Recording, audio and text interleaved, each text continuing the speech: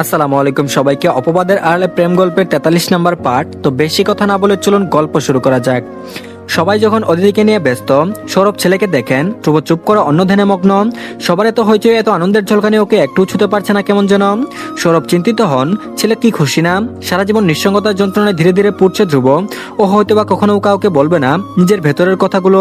ওর মা বেঁচে থাকলে ধ্রুব হয়তো তাকে সব বলতো। আর সৌরভ শুনতে চান ওসব কথা যা ধ্রুব বলতে চাই, সবটুকু কথা শুনতে চান। ধ্রুব বাবা হিসেবে হয়তোবা নিজেকে এখনো তৈরি করতে পারছে না, তবুও সৌরভ জানেন ধ্রুব একজন চমৎকার বাবা হবে। সৌরভ এবার একটু কাশলেন, আদ্র কণ্ঠে ডাকলেন ছেলেকে, ধ্রুব। ধ্রুব অন্যমনস্ক ছিল, সৌরভ তাই আবারও ডাকলেন, ধ্রুব। ধ্রুব আচমকা ডাকে হুঁশ ফিরে কেমন যেন বলল, হুঁ। ও হ্যাঁ বলো। সৌরভ স্বাভাবিক গলায় বললেন, আমার রুমে সেদিনের ফাইলটা নিয়ে এসো, কথা আছে তোমার সঙ্গে।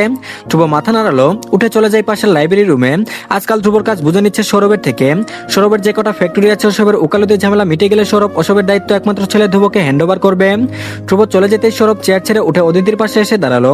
অদিতি উনাকে দেখে মাথা তুলে উনার দিকে তাকাই। সৌরভের মাথায় আলতো হাত রাখতে অদিতি হালকা হাসে। সৌরভ মৃদু হেসে বড্ড যত্ন কণ্ঠে ঢেলে বললেন, আমি জানি না তুমি ছেলে দিবে নাকি মেয়ে, একটা সুস্থ বাচ্চার আশা তো আমি রাখি, নিজের খেয়াল রেখো, সঙ্গে আমার গাধাটারও। প্রথম বাপ হচ্ছে maybe he is feeling little bit nervous. অদিতির চোখ জুড়িয়ে গেল একজন বাবার কথা শুনে।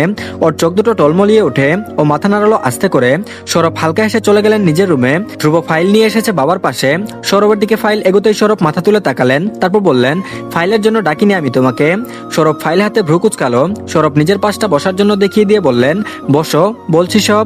ধ্রুব চুপচাপ বসলো। ওর নিঃশ্বাস ভারী, বুকের ভেতর চাপা একটা অস্থিরতা হাত পা টান টান করে রেখেছে। প্রথমবার বাবা হচ্ছে ও। ধ্রুব ঠিকঠাক বুঝতে পারছে না এটা ওর জন্য আনন্দের নাকি আতঙ্কের খবর। অদিতির আল্ট্রা রিপোর্ট দেখে যখন ডক্টর বলেছে your wife is pregnant with twin fetus, Dhruba তখন হতভম্ব হয়ে তাকিয়েছিল ওনার দিকে। অদিতির চোখে অশ্রু জমে। ও ধ্রুবর হাতটা তখন চেপে রেখেছিল। ধ্রুব অনুভব করেছে অদিতির হাতও কেঁপেছে, ঠিক যেমন কেঁপেছে স্বয়ং ধ্রুবর হাতটুকু। ধ্রুব তখনও কিছু বলতে পারেনি, শুধু অনুভব করেছে এই এতদিন এত বছরের বুকে এক কোণে যে খালি অংশ ছিল, শূন্য অংশ ছিল, সেটা হঠাৎ একদম আচমকা ভরে গেছে। বুকটা আর আগের নেই উত্তপ্ত মনে হচ্ছিল না, শান্তি শান্তি অনুভূতি ঘিরে ধরেছিল ওকে। তখন ও স্বাভাবিক আচরণ করলেও ধীরে ধীরে ওর ভেতরের কনফিডেন্স কমে যাচ্ছে। বারবার মনে হচ্ছে ও কি সত্যি বাবা হওয়ার জন্য তৈরি। ওর মধ্যে ভালো গুণই নেই। ওর বাচ্চা কি শিখবে ওর থেকে? সিগারেট খাওয়ার, কোকের বোতল খালি করা, এটুকু? বাচ্চা যদি ভালোভাবে মানুষ করতে না পারে, ভবিষ্যতে যদি ওদের বাচ্চা ওকে বলে হোয়াট এ রাবিশ বাবা ইউ আর, কি করবে তখন ধ্রুব? একটা শিশুর দায়িত্ব সামলাতেই পারবে না, অসম্ভব। একটা নিষ্পাপ মুখ ওর দিকে চেয়ে থাকবে নির্ভরশীল, নিরাপত্তাহীন। ধ্রুব কি সেই নিরাপত্তার দেয়াল হয়ে দাঁড়াতে পারবে? আর যদি ওর বাচ্চা ওকেই সেই ব্যবহার দেয় যেটুকু দিয়েছে পুরোটা জীবন ওর বাবাকে, সইতে পারবে ও? অন্যমনস্ক ধ্রুবর পিঠে হাত রাখেন সৌরভ, তারপর বললেন, ধ্রুব। ধ্রুব মুখ তুলে তাকালো, ওর চোখ অন্যরকম লাগছিল। সৌরভ কিছুক্ষণ চুপ করে তাকিয়ে থাকলেন ছেলের দিকে, তারপর আস্তে করে বললেন, নার্ভাস? ধ্রুব উত্তর করলো না, শুধু নিশ্চুপে মুখটা পায়ের পাতার দিকে নামিয়ে রাখলো। সৌরভ আলতো করে ওর পিঠে হাত রাখলেন, তারপর বললেন, ইটস ওকে ধ্রুব, বাবা হওয়াটা ব্লেসিং। প্রথমবার যখন জানলাম আমি বাবা হচ্ছি, আমিও এরকম ছিলাম, হাত পা ঠান্ডা হয়ে গিয়েছিল, কেমন যেন অসহায় লাগছিল, মনে হচ্ছিল আমি পারবো না, আমি তো নিজের জীবনটাই সামলাতে পারি না, সন্তানের জীবন সামলাবো কিভাবে? ধ্রুব আস্তে করে বলা শুরু করলো তখন, তারপর বলল, আমি জানি না আমি বাবা হওয়ার যোগ্য কিনা, ভয় হচ্ছে আমার। সৌরভ মৃদু হাসলেন, তারপর বললেন, যোগ্যতা দিয়ে বাবা হওয়া যায় না ধ্রুব, বাবা হওয়া মানে নিখুঁত হওয়া নয়। এই পৃথিবীর সব বাবারাই নিখুঁত নয়, তবে I know you will give your best, right? Dhruba চুপ করে বসে রইল তখনও। সৌরভ ওর কাঁধে হাত রেখে বসে রইলেন কিছুক্ষণ। নীরবতা ভেঙে সৌরভ কথায় বললেন, অদিতি কিন্তু তোমার অপেক্ষায় আছে, she needs you the most. ধ্রুবর চোখে ভেসে ওঠে অদিতির খুশি মায়াবী চেহারাটুকু। কতটা খুশি ছিল ও বাচ্চার কথা শুনে। ধ্রুবর টনক নড়ে তখন। অদিতির ফিলিংসকে অপমান করে বসেছে ধ্রুব। ধ্রুব হুঁশে ফিরেছে যেন। দ্রুত উঠে যায় বিছানা থেকে, এলোমেলো দৃষ্টি ফেলে বলতে থাকে, আই মাস্ট গো বাই, বলে এক দূরে বেরিয়ে গেল সৌরভের রুম থেকে। সৌরভ চেয়ারে বসে হাসছেন তখন, আসলেই গাধা একটা। আর এদিকে অদিতি ঘরে বসে আছে, ওর হাত পেটের উপরে চেপে ধরা, হাতে আল্ট্রা রিপোর্ট চলছে তখন। অদিতির বুকের মধ্যে চাপা কাঁপুনি। ধ্রুব বাবা হচ্ছে জানার পর ধ্রুব কেমন বদলে গেছে না? অদিতির তো মনেই হচ্ছে অদ্ভুত আচরণ করছে আসার পর থেকে। ও কি খুশি? পরপর অদিতি নিজেকে প্রবোধ দেওয়ার চেষ্টা করলো, ধ্রুব এমন নয়, ও নিশ্চয়ই খুশি। ধ্রুব কখনোই ওকে কষ্ট দেবে না। ধ্রুব হয়তো বা শোকে আছে, বলে না অধিক সুখে পাথর। অদিতি খিলখিল করে হেসে উঠে পেটে হাত বুলিয়ে কথা বলল, তোমার বাবাটা আসলেই পাগল, তুমি আসার পর যদি ক্ষুধা তাকে বুঝ দেন একটু। অদিতি হাসছে আর কথা বলছে পেটেরটার সঙ্গে সঙ্গে দরজার শব্দ হলো। অদিতি মাথা তুলে তাকালো, ধ্রুব তখনও রুমে ঢুকছে। ও ঢুকে দরজা আটকে সিটকিনি লাগিয়ে দিল। অদিতি উঠে দাঁড়ালো, মুখটা বেজাই করে বলল, এত দেরি কেন? আর একটু দেরি হলে আমি ঘুমিয়েই যেতাম। অদিতির ফুলো ফুলো গালটা ধ্রুবকে আরো টানে যেমন। ধ্রুব তখনও দরজার সামনে দাঁড়িয়ে, অদিতি ওর দিকে চেয়ে আছে। ধ্রুবর চোখ অদিতির পেটের দিকে, চোখ শক্ত করে চেপে রেখেছে। ধ্রুব চুপ দেখে অদিতি ডাকে আবারও, ধ্রুব। তারপর কি হয়েছে? ধ্রুব হঠাৎ এক দূরে এগিয়ে এসে ওর গায়ের উপর ঝাঁপিয়ে পড়ে শক্ত করে জড়িয়ে ধরলো ওকে। অদিতি হতভম্ব হয়ে গেল। ধ্রুবর বুকের ভেতর মুখ গুজে ওর কাঁধে বড় বড় নিঃশ্বাস ফেলছে ধ্রুব। অদিতি চূড়ান্ত অবাক হয়ে বলল, ধ্রুব। অদিতি টের পেল ওর ঘাড় ফোটা ফোটা পানির স্পর্শ। অদিতি আরো অবাক, ধ্রুব আপনি কাঁদছেন? ধ্রুব কিছু বলল না, হাতের বাঁধন আরো শক্ত করে ওকে ধরে থাকলো। অমন শক্ত স্পর্শ অদিতি ব্যথায় গুঙিয়ে উঠতে ধ্রুব ভাঙা ভাঙা গলায় বলতে থাকে, আমি সরি অদিতি, আমি বেবিটা নিয়ে খুশি, ট্রাস্ট মি। আমি আসলে আসলে আমি খুব কনফিউজ ছিলাম। অদিতি ধ্রুবর পিঠে হাত রাখলো। ধ্রুব মাথা তুলে অদিতির চোখের দিকে তাকালো। ভেজা চোখে ওর মুখটা লালচে হয়ে আছে। নাক টেনে আবারও অদিতির হাত টেনে ওকে নিজের সঙ্গে মিশিয়ে ধরে রাখলো। এরপর ধ্রুব অপরাধীর নেই মাথাটা নিচু করে কাপা কণ্ঠে বলতে থাকে, আমি চাইনি আমার বাচ্চা আমাকে কখনো অপরাধী ভাবুক। আমি চাইনি আমার মতো কিছু হোক ওর লাইফেও। আমি ভেবেছিলাম আমি যদি ভালোভাবে না হই, যদি ও আমাকে ঘৃণা করে। অদিতি ধ্রুবর গালে হাত রাখলো। ধ্রুবর ঠোঁট কাঁপছে তখনও। অদিতি ধীর গলায় বলল, তারপর তারপর কি মনে হয়েছে যে এভাবে ছুটে এলেন? ধ্রুবর মাথাটা নিচু করে হাঁটু গেড়ে বসে অদিতির সামনে ওর পেটটার উপর থেকে সারি সরিয়ে একটা চুমু খেলো স্ত্রীর পেটের নরম ত্বকে। তারপর আবারও একটা, তারপর বেশ কটা। অদিতি শিউরে ওঠে, ধ্রুবর মাথার চুল খামচে ধরলো। ধ্রুব মাথা তুলে অভাবে হাঁটু গেড়া অবস্থাতেই অদিতির দিকে তাকালো। বড্ড আবেগ নিয়ে বলল, মেবি আমি পারবো, এন্ড তুমি মাস্ট বি হেল্প করবে আমাকে। তুমি এই পেটের জনকে বলবে ধ্রুব ইজ দ্য বেস্ট বাবা in this whole world, and আমিও রোজ ওকে ইমপ্রেস করতেই থাকবো কন্টিনিউয়াসলি। আমার ভক্ত না হয়ে যাবেই কোথায়? অদিতি হেসে ফেললো আচমকা। ধ্রুব উঠে দাঁড়ালো, আস্তে করে অদিতিকে টেনে নিজের বুকের সঙ্গে মিশিয়ে কপালে চুমু খেলো। চোখ বন্ধ করে অস্থির শ্বাস ফেললো অদিতি। ধ্রুব লোভ হয়ে যে মিটমিট করে হেসে বলল, আমার আদরের বাক বসাতে কেউ একজন আসছে তাহলে? অদিতিও হাসে, সেই কেউ একজন আমার লক্ষ্যে একটা বাচ্চা হবে, আপনাকে এতটা ভোগাবে না। ধ্রুব ভ্রু চালো, তারপর বলল, তাহলে বলছো আমি নিয়ম করে আমার আদরটুকু ভাগ পাবো? অদিতি লজ্জায় ডুবে যায়। আস্তে করে ধ্রুবর বুকে মাথা এলিয়ে বলল, যে আসুক, আমি চাই ও ধ্রুব হোক, ও আমার পাগলাটে প্রেমিক ধ্রুব। ধ্রুব হেসে ওঠে শব্দ করে, তারপর বলল, দুটো ধ্রুব, সামলাতে কষ্ট হবে না তোমার? অদিতি ধ্রুবর ঠোঁটে আঙুল চেপে ধরে থামিয়ে দিল ওকে। শাসিয়ে বলল, পারবো, আপনি হেল্প করবেন। আর এদিকে অদিতির বাবার বাড়ি থেকে আজ লোকজন এসেছেন। অদিতির মা ফাহিমা হাসি মুখে ওর পাশে বসে আছেন। ধ্রুবর মার সঙ্গে গল্প জমে উঠেছে বেশ। ফাহিমার মুখে প্রশান্তির ছাপ। অদিতির বাবা তোফাজ্জল অবশ্য চুপচাপ। শুরু থেকে মেয়ের থেকে দূরে দূরে থাকার দরুন নিজেকে খুশিটুকু প্রকাশ করতেই পারছেন না। মেয়ের সামনে বিশেষ কথা বলেননি অবশ্য, তবু এই চায়ের কাপটা হাতে এখনো মেয়ের দিকে আর চোখে তাকিয়ে আছেন। অদিতির চোখ পড়তে তিনি চোখ সরিয়ে নিচ্ছেন বারবার।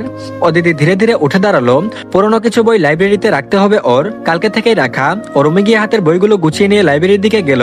লাইব্রেরির দরজায় পৌঁছাতে দেখে দরজা আগে থেকেই খোলা। অদিতি দরজার ফাঁক দিয়ে উকি মেরে দেখলো ধ্রুব একটা টেবিলের সামনে বসে আছে। ওর সামনে টেবিলে কিছু পেপার সরিয়ে রাখা। অদিতি মুচকি হেসে দরজায় ঠুকা দিল, তারপর বলল, হ্যালো মিস্টার ধ্রুব, মিসেস ধ্রুব ভেতরে আসতে চাইছে, আসবে? কিছু নাটক না করেই বলল অদিতি। ধ্রুব পেপারগুলো থেকে মাথা তুলে অদিতির দিকে তাকালো। ধ্রুবর চোখের চশমায় প্রথম দেখলো অদিতি। ধ্রুব চশমা খুলে টেবিলে রেখে উঠে এলো। অদিতির হাত থেকে বইয়ের স্তূপ নিজের হাতে নিয়ে বিরক্ত কণ্ঠে বলল, বইগুলো তুমি বইছো কেন? ধ্রুব ভেতরে ঢুকছে বই নিয়ে। অদিতি ওর পিছু পিছু বলতে বলতে এগুলো, আমি তো এসব রাখতে এসেছি এই রুমে। ধ্রুব বইগুলো জায়গা মতো রাখতে রাখতে বলল, তুমি প্রেগনেন্ট অদিতি, এখন ভারী জিনিস উঠানো তোমার জন্য সেফ না। এখন প্লিজ একটু রেসপন্সিবল হও, টাইমটা তোমার ভালো না এখন। অদিতি শুনলো ওসব নিয়মের কথা, বাধ্য মেয়ের নেই। ধ্রুব বই তাকে গুছিয়ে রাখলো। অদিতির দিকে ফিরতে অদিতি আবারও বলল, ধ্রুব আমার একটা বই লাগবে, এখান থেকে খুঁজে দেবেন কষ্ট করে। ধ্রুব টেবিলের উপর অগুছালো পেপারগুলো গুছাতে গুছাতে জবাবে বলল, এখানে তো ম্যাথের বই নেই, সব উকালতির বই। অদিতি হাত তুলে তাকিয়ে দেখালো উঁচু তাকের একটা বইয়ের দিকে। উকালতি না, ত্রিনামা বলেছে ওই ফিলোসফির বইটা পড়তে, এনে দেবেন? ধ্রুব গম্ভীর একটা নিঃশ্বাস ফেললো। গুছানো পেপার জায়গা মতো রেখে অদিতির দিকে চেয়ে বলল, আজকাল বড্ড খাটাচ্ছ আমাকে তাই না? অ্যাডভান্টেজ নিচ্ছ তাই না? অদিতি হেসে ফেললো। ধ্রুব কথা না বাড়িয়ে তারপর মই টেনে এনে তাক সমান উঁচু হয়ে উঠে দাঁড়ালো। উঁচু তাক থেকে বইটা বের করতে গিয়ে পাশের একটা বক্স ধাক্কা খেয়ে নিচে পড়ে গেল। বক্স খুলে গিয়ে কেউ একটা পুরোনো ফাইল ছড়িয়ে গেল মেঝেময়। ধ্রুব মই থেকে বিরক্ত হয়ে তাকালো নিচে। অদিতি সেটা দেখে দ্রুত ব্যস্ত গলায় বলল, আমি গুছিয়ে দিচ্ছি। ধ্রুব মই থেকে নামতে নামতে শাসিয়ে উঠলো, ফাইলগুলো থেকে দূরে থাকো, ধুলো আছে ওগুলোতে। অমন ভারী শাসন শুনে অদিতি চুপ করে সরে গেল। ধ্রুব অদিতির দিকে ফিলোসফির বইটা এগিয়ে দিল। অদিতি হাত বাড়িয়ে সেটা নিতে ধ্রুব নিচু হয়ে মেঝেতে ছড়ানো ফাইলগুলো গোছাতে বসলো। কিন্তু এতেই ঘটলো ইয়ামিন বাড়ির সবচেয়ে বড় বিস্ফোরণ। ফাইল গোছানোর সময় ধ্রুবর চোখ হঠাৎই একটা পুরোনো ফাইলে আটকে গেল, যার উপরের মলাটে লেখা নিকাহনামা সাল 2019। আর এদিকে সৌরভ তোফাজ্জল টেরেসের গল্পে মশগুল। ঠিক তখন ধ্রুব এসে সোজা সৌরভের সামনে দাঁড়ালো। তার চোখ রক্তাভ, শ্যামলা মুখটুকু রেগে রক্তিম, সারা শরীরে যেন একটা চাপা আগুনের ঝাঁজ ছড়িয়ে পড়ছে। হাতটায় শক্ত করে মুঠো করে রেখেছে নিকাহনামার ফাইল। সৌরভের সামনে দাঁড়াতে সৌরভকে দেখে বলল, তুমি এখানে? ধ্রুব তোফাজ্জলের দিকে একবার চেয়ে আবারও সৌরভের দিকে তাকালেন। সরাসরি স্পষ্ট গলায় বলল, we need to talk. Sourav ধ্রুবর দিকে চেয়ে তাকিয়ে কিছুক্ষণ চুপ করে রইল। সৌরভ ধ্রুবর চোখের দিকে তাকিয়ে কিছুক্ষণ চুপ করে রইলেন। ধ্রুবর শরীরে এই অদ্ভুত ঠান্ডা টুনটাকে অস্বস্তিতে ফেলে দিল। তোফাজ্জলের চোখ ধ্রুবর হাতে ধরা কাগজটার দিকে গেল।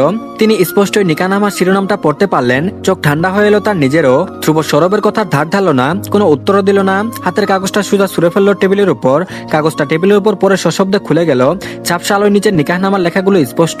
সৌরভ কাগজটার দিকে তাকিয়েই ভরকে গেলেন। মুখটা ফ্যাকাশে হয়ে গেল তার।